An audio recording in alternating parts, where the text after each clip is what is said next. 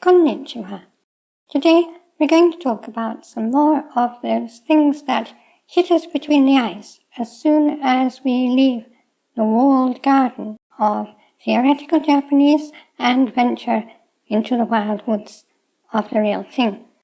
One of the things people often ask me about are the various sentence enders they encounter, and I'm not talking about the tame ones like ne, yo, and na. I've done a video about those if you're interested, and I'll pop a link for that over my head.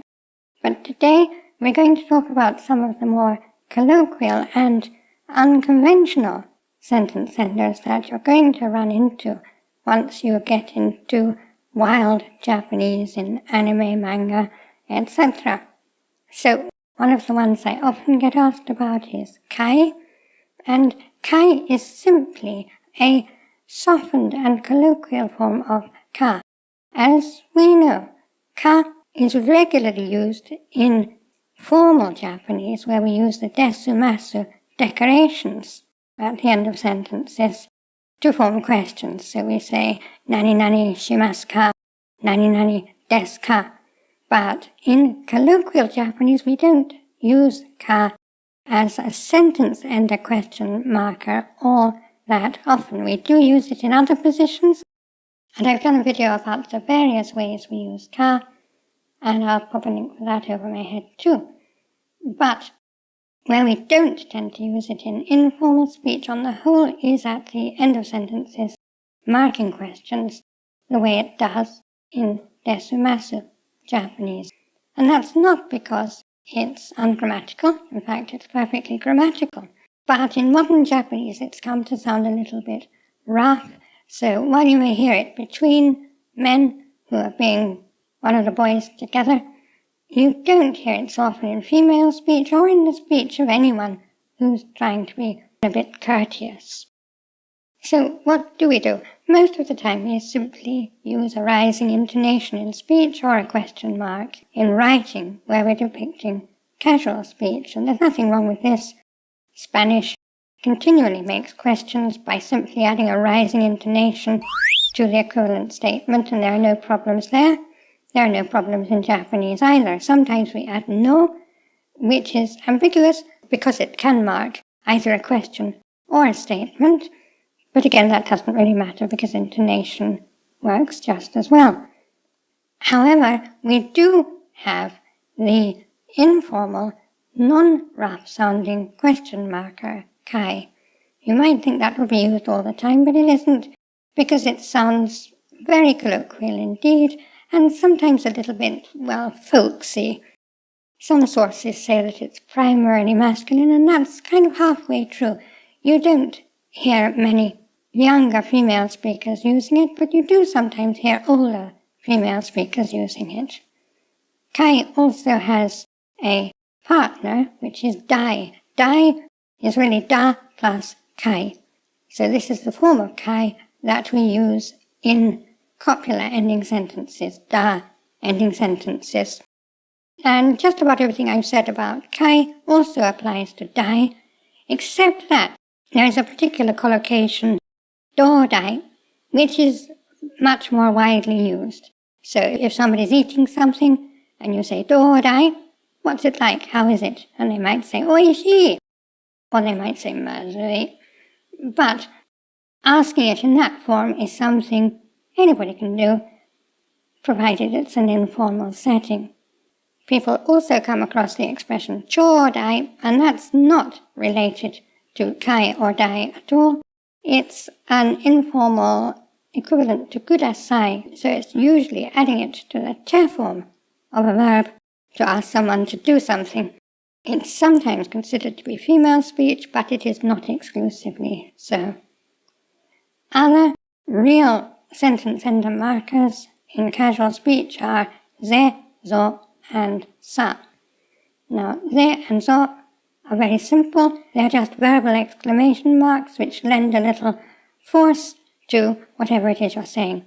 They're quite rough and really are masculine speech, and they're the sort of thing you'll probably see more in anime and manga than you will in real life.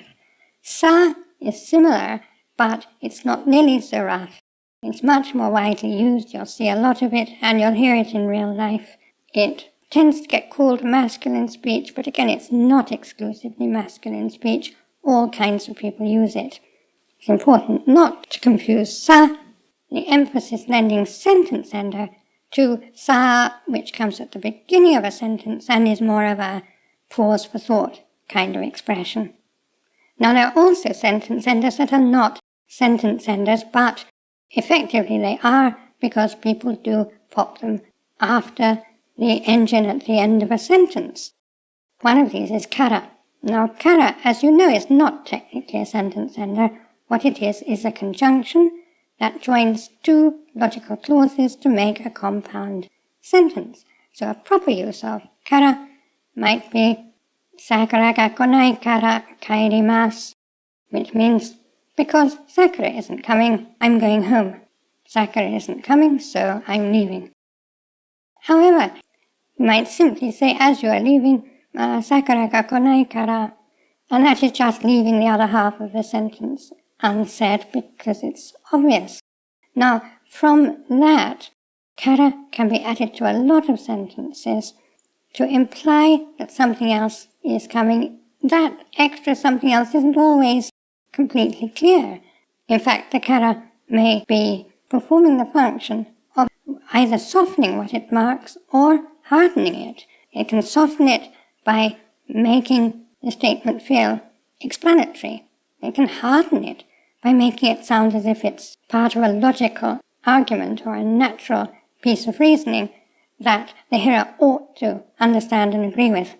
So, for example, if you're riding your bicycle in a place where you shouldn't be riding a bicycle, and somebody official comes up to you and says, "Jitensha ni noru no wa kinshi desu kara," that's conciliatory, and really all they want to say is, it's forbidden to ride a bicycle around here.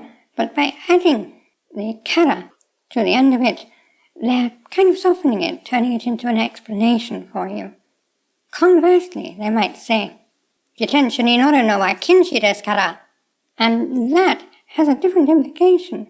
There, the kinshi is being rammed home all the harder for that kara. So kara can have a variety of uses, often depending on context, on the way in which they're said, and the demeanor of the person saying them, and on the whole situation. She is another very common sentence-ending particle which is similar to kara and has a meaning in the same area. She can actually combine various conditions or statements, but its most common and regular use is to combine reasons. So, for example, we might say, "Osoku natta shi, Sakura ga konai shi, kaerimasu." And that means, because it's gotten late, because Sakura isn't coming, I'm going home. And this is the most standard kind of use of shi. But then we might often use it for only one condition, implying others. For example, if we said, "Osoku natta shi, kaerimasu," we're saying, because it's gotten late, I'm going home. But we're also implying that the fact that it's gotten late isn't the only reason. Because it's gotten late and for other reasons, I'm going home. And this, in this particular case, probably implies that it's not just because it's getting late, it's also because Sakura isn't coming. But we're leaving unstated the more personal part of it. Now, conversely, we might say, "Sakura ga konai shi, kaerimasu," and this time we've put in the most important part, the real reason for our leaving. But by saying she rather than kara, we're also saying, because Sakura isn't coming and for other reasons, I'm leaving. What this does is take the pressure off Sakura. Although she may be the main reason, we're diffusing it a bit by suggesting that there are also other reasons. And we might do this when there are no other reasons at all, just as a way of softening and diffusing the statement. Another example might be, suppose you're riding your bicycle again in that place where you shouldn't be riding it, and this time a friend comes up to you and says, Jitention inoru wa kinshi shi. Now, the difference between this and the kara statement is simply that the she is diffusing it. It's saying, oh, because it's forbidden to ride a bicycle here and for other reasons.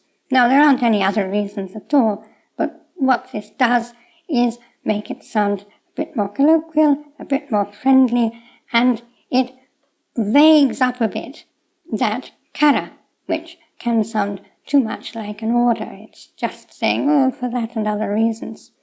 And this vaguing up tactic often takes place in languages. In English, it's often done by adding words like or kinda to what you're saying. Now, the ways in which these sentence enders work can't be learned from structure alone or from abstract instruction alone. We need to immerse in Japanese to get the feel of what people mean when they say these things. But conversely, understanding the structure, understanding how they really fit together, gives us a substantial boost in being able to make sense of our immersion.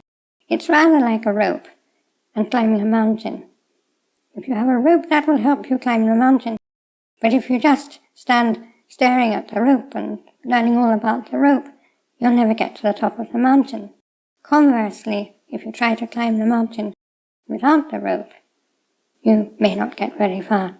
If you have any questions or comments, please put them in the comments below, and I will answer as usual. I'd like to thank my gold Kokeshi patrons, my supporter angels who make these videos possible, and all my angels on Patreon, and my supporters everywhere. And I'd like to thank you for attending this lesson. これからもよろしくお願いします。